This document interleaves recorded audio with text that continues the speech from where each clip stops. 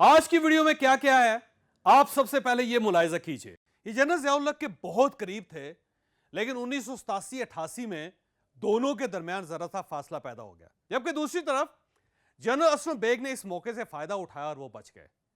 ये भी अगर एक लम्हे के लिए ये सोच लेते, मैं भी जनरल ज़ियाउल हक के साथ बैठ जाता हूं, मैं सारे रास्ते इनसे बातें करके अपना रिलेशन मजीद मजबूत कर लूंगा, तो ये आज कहां होते, ये जहां भी होते, लेकिन कम से कम यहां ना होते। आप पेपर्स देंगे और इम्तिहान में फेल हो जाएंगे, या फिर आप टेस्ट के दिन बीमार हो जाएंगे। आप उस दिन यकीनन आप लोगों की तरह अपने आप को बदकिस्मत समझेंगे। वो घर से निकला, लेकिन रास्ते में डायरिया का शिकार हो गया। इसकी यूनिट चली गई, लेकिन वो पीछे रह गया। चर्चिल की पूरी यूनिट जंग में मारी गई थी, सिर्फ वो बचा था। और वो किस वजह से बचा था? डायरिया की वजह से बचा था। इस नाकामी ने उसे दोबारा अपनी लेबोरेटरी में जाने पर मजबूर कर दिया, और फिर उसने रेडिएशंस दरियाफ्त करके पूरी दुनिया को, पूरी मेडिकल साइंस को बदल कर रख दिया। मैं हूं जावेद चौधरी और आप देख रहे हैं माइंड चेंजर। हमारे साथ एक साल में 10 लाख लोग जुड़ चुके हैं। अगर आप इनमें शामिल नहीं हैं, तो आप इस सुर्ख निशान को टच करके इस चैनल को सब्सक्राइब कर दीजिए और घंटी के इस निशान को भी हल्का सा पुश कर दीजिए। मुझे यकीन है आपका यह फैसला आपका मुकद्दर बदल देगा। जनरल अख्तर अब्दुल रहमान अफगानिस्तान की जंग के दौरान ISI के DG रहे, और ये इसके बाद joint chiefs of staff committee के चेयरमैन बना दिए गए। ये जनरल ज़ियाउल हक के बहुत करीब थे, लेकिन 1987-88 में दोनों के दरमियान जरा सा फासला पैदा हो गया। उस दौर में जनरल असलम बेग पाक फौज के वाइस चीफ थे। 17 अगस्त 1988 को भावलपुर के नजदीक खैरपुर टामेवाली में अल खालद टैंक की लॉन्चिंग थी। सदर ज़ियाउल हक इस तकरीब के चीफ गेस्ट थे। जनरल असलम बेग ने अपनी बायोग्राफी में लिखा, हमने इस फंक्शन के लिए 2 अलग अलग ग्रुप बनाए थे। एक ग्रुप जनरल ज़ियाउल हक का था। इस ग्रुप के लोगों ने जनरल ज़ियाउल हक के त्यारे में इस्लामाबाद से आना था, जबकि दूसरा ग्रुप जनरल अख्तर अब्दुल रहमान का था। इस ग्रुप ने अलग आना था। फंक्शन से एक दिन पहले गोल्फ खेलते हुए मेरी जनरल अख्तर अब्दुल रहमान से मुलाकात हुई। उन्होंने एतराज किया, तुमने मेरा नाम सदर ज़ियाउल हक के ग्रुप में क्यों नहीं डाला? मैं इनके साथ इनके त्यारे में भावलपुर जाना चाहता हूं। मैंने इन्हें बताया, SOPs के मुताबिक 2 VVIPs एक त्यारे में सफर नहीं कर सकते, लिहाजा हमने आप दोनों को अलग अलग रखा है। आप दोनों के त्यारे भी मुख्तलिफ होंगे और फंक्शन भी अलग होंगे। उन्होंने मेरी बात खामोशी से सुन ली, लेकिन वो इस अरेंजमेंट से खुश नहीं थे। मैं अगले दिन 17 अगस्त को जनरल ज़ियाउल हक के इस्तकबाल के लिए भावलपुर पहुंचा। सदर का त्यारा आया, वो उतरे तो उनके पीछे जनरल अख्तर अब्दुल रहमान भी थे। मैं बहुत हैरान हुआ।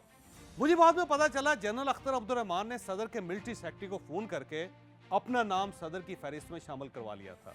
जनरल असलम बेग ने लिखा, बहरहाल फंक्शन हुआ, तकरीब खत्म हुई और जनरल अख्तर अब्दुल रहमान सदर ज़ियाउल हक के त्यारे में सवार होकर वापसी के लिए रवाना हो गए। लेकिन जहाज उड़ते ही गिर गया और जनरल अख्तर भी 30 लोगों के साथ शहीद हो गए। जनरल असलम बेग ने यह भी लिखा, जनरल ज़ियाउल हक जब भावलपुर से रुखसत हो रहे थे, तो उन्होंने मुझसे पूछा, क्या आप भी मेरे साथ आ रहे हैं? मेरे जवाब से पहले ही उन्होंने मेरा जहाज देखा और कहा, नहीं, आपका तो अपना जहाज भी खड़ा है। मैंने जवाब दिया, जी सर, मैं अपने जहाज पर आऊंगा। आप देख लीजिए, किस्मत ने जनरल अख्तर अब्दुल रहमान को मौका दिया था, लेकिन उन्होंने अपना नाम जबरदस्ती जनरल ज़ियाउल हक की फहरिस्त पर डलवाकर मौत को दावत दे दी और वो दूसरों के साथ दुनिया से रुखसत हो गए। जबकि दूसरी तरफ जनरल असलम बेग ने इस मौके से फायदा उठाया और वो बच गए।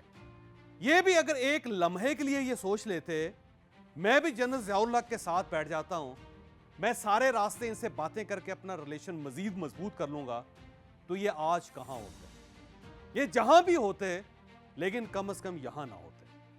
आप जिंदगी में ये बात याद रखें, कुदरत लफ्जों के जरिए पैगाम नहीं देती, सिग्नल्स देती है। अल्लाह अगर आपको बचाना चाहता है, तो वो आपको ट्रैफिक में फंसा देगा, आपकी गाड़ी खराब हो जाएगी।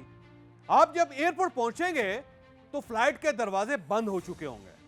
आप पेपर्स देंगे और इम्तिहान में फेल हो जाएंगे, या फिर आप टेस्ट के दिन बीमार हो जाएंगे। आप उस दिन यकीनन आप लोगों की तरह अपने आप को बदकिस्मत समझेंगे। आप अपने आप को बुरा भला भी कहेंगे, लेकिन आप यकीन करें, उस दिन की थोड़ी सी तकलीफ, थोड़ी सी परेशानी आपको उम्र भर की तकालीफ और मौत से बचा लेगी। मैं अक्सर अपने सेशंस में दोस्तों से कहता हूं, आप अपनी जिंदगी के बुरे तरीन दिन को याद करें। वो जब याद कर लेते हैं तो मैं फिर उनसे कहता हूं, आप जरा आज में बैठकर सोचें, अगर उस दिन वो बुरा दिन आपकी जिंदगी में ना होता तो आप आज कहां होते।